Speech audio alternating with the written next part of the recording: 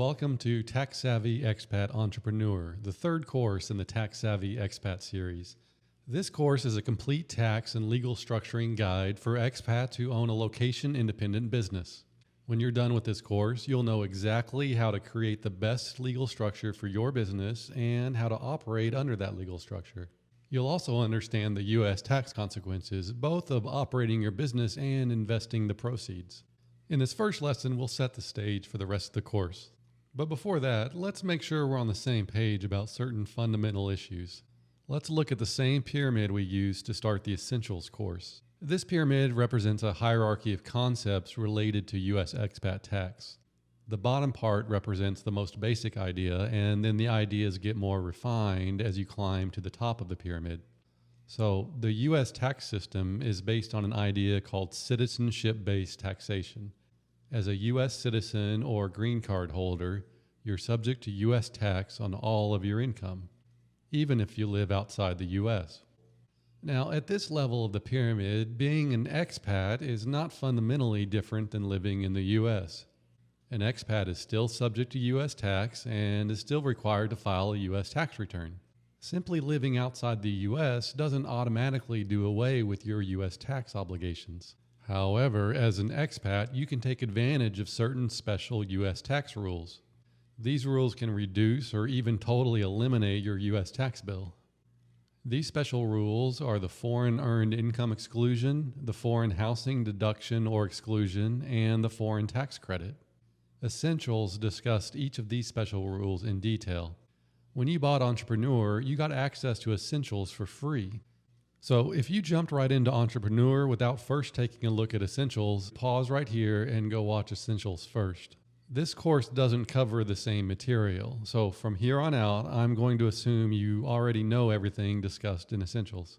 Okay, so this course gets into the top of the pyramid. We're going to discuss the special legal structure that allows expat entrepreneurs to take full advantage of the rules you learned about in Essentials. Okay, before we dive right in, let's make sure this course will work for you. This course is only for people who meet 3 requirements.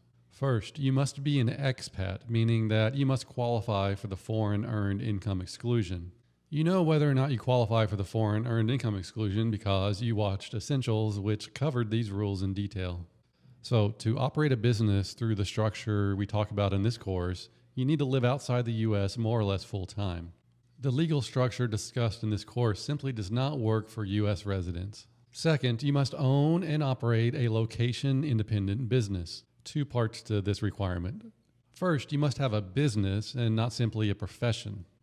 A profession is an activity where you sell your time and attention. So a professional only makes money when they work, and clients hire a professional because they want to basically rent that professional's brain. When you own a business, on the other hand, you've basically planted a money tree.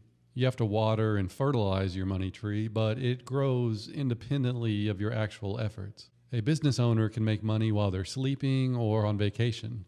So a professional sells their own time, and a business owner sells something else, like someone else's time or a product, which can be a digital or physical product.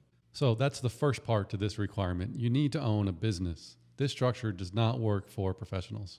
If you do both, if you're a professional and you own a business, well then you could use this structure, but just for the business.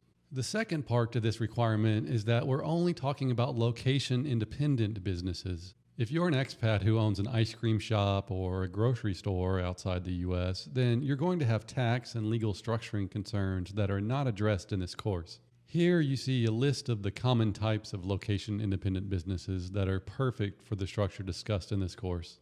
But of course, there can be many more. The third requirement is that your business can't be run by dependent agents who are physically located in the U.S.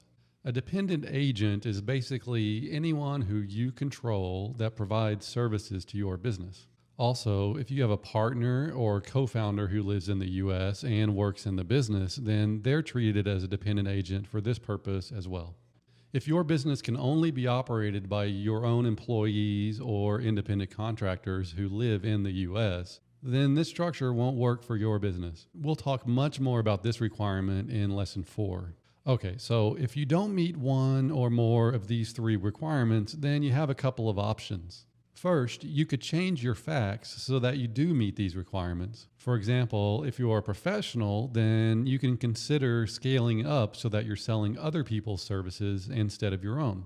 Or you could sell info products related to your business, such as online courses. If you fail the third requirement because you have employees in the US, you can outsource to employees based outside the US or find a way to use the services of an independent agent instead. If none of these changes work for you and you still don't meet all three requirements, then you can head over to Freelancer, the second course in the Tax Savvy Expat series. You got free access to Freelancer when you purchased Entrepreneur. The legal structures discussed in Freelancer will work for your situation. Okay, from here on out, I'm going to assume that you meet all three of these requirements. Let's look at what we'll discuss in this course. We'll first discuss the best legal structure for your situation, which I call the Tax Savvy Expat Entrepreneur structure. Over 3 lessons, we'll discuss exactly how to set up the structure and operate your business under it. Next, we'll discuss the U.S. tax consequences of this structure, looking at both income from your business and income from investments. We'll then discuss everyone's favorite topic, filing U.S. tax returns and keeping the books. Next, we'll discuss the state tax and non-U.S. tax aspects of being an expat entrepreneur. We'll end the course with a discussion of the next steps you can take to get your tax-savvy expat entrepreneur structure up and running.